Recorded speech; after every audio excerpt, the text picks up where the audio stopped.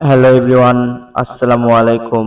আপনাদের সবাইকে জানাই রাকিব ব্লগে স্বাগতম। তো আজকে ঈদের দিন আমি সকাল সকাল বের হয়েছি মাঠের নামাজের উদ্দেশ্যে। তো আমরা 4 বন্ধু মিলে মাঠের নামাজ পড়তে যাব, এই কারণে আমি ফোন করে সবাইকে এক জায়গায় করলাম। এরপর নামাজ পড়ার উদ্দেশ্যে আমরা 4 বন্ধু মাঠের দিকে রওনা দিলাম। অবশেষে আমরা ঈদগাহ মাঠে পৌঁছেছি। তো আপনারা এই ছোট্ট মিনি ব্লগটি দেখতে থাকুন।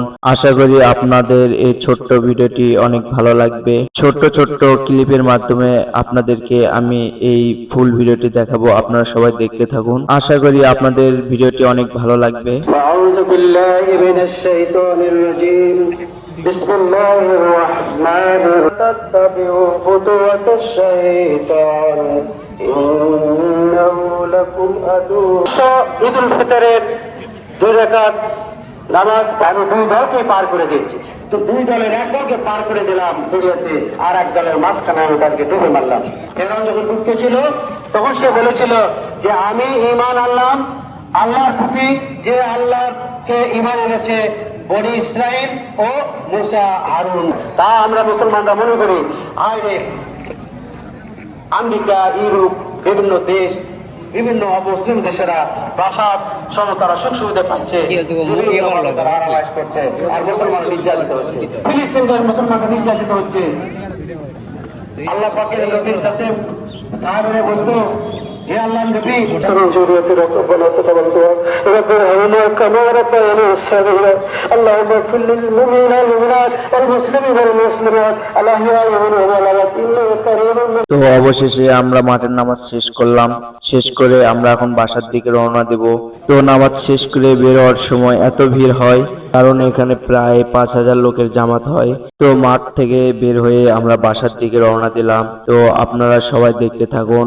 এর পরবর্তীতে আমি কি কি করব সব এই মিনি ব্লগের মাধ্যমে আপনাদেরকে দেখাবো। তো বাসায় এসে দেখি আমার ছোট্ট একটা ভাস্তা, তো তার সাথে দেখা হওয়ার পর সে আমার থেকে ঈদ সালামি চাচ্ছে। সবাইকে ঈদ মোবারক। সে আমার ভাসতে হলেও আমি তাকে বন্ধু বলে ডাকি।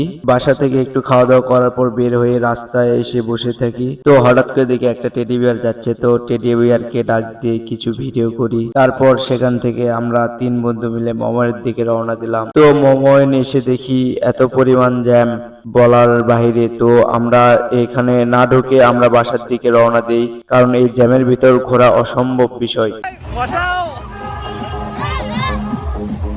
আসলে এরা আগামী দিনের ভবিষ্যৎ। তারা ঈদ উৎসবটা এমন ভাবে পালন করতেছে একদম বলার বাইরে। তো এই যে দেখেন আপনারা, মমনের ভিতরে এতটা জাম, তো এখানে ঘোরা একদম অসম্ভব বিষয়। এই কারণে আমরা বাসার দিকে রওনা দেই। বাসার দিকে রওনা দেওয়ার সময় হঠাৎ করে সবুজ ভাইয়ের সাথে দেখা হয়। তো তারপর সবুজ ভাইয়ের সাথে সালাম আদান প্রদান করি। ভাই আসসালামু আলাইকুম।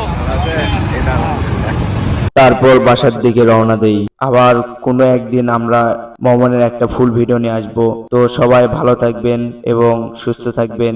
আর ভিডিওটি ভালো লাগলে লাইক, কমেন্ট, শেয়ার করে পাশে থাকবেন। ধন্যবাদ।